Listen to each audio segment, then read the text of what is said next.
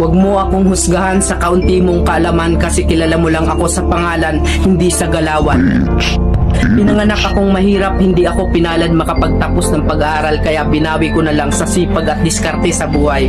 Oo, wala akong pinag-aralan pero kaya kong kumita sa lansangan na hindi mo makukuha sa taas ng iyong pinag-aralan.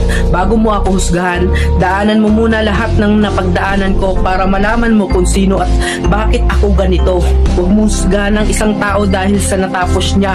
Dahil minsan, kahit yung mga taong hindi man humahawak ng diploma, daig pa nila yung nakagraduate ng may corona. Bawat tao may kanya-kanyang kwento sa buhay. Kaya bago mo sila husgahan, alamin mo muna ang kanilang pagkatao at tingnan mo muna ang sarili mo. Baka malala ka pa sa tinitira mo.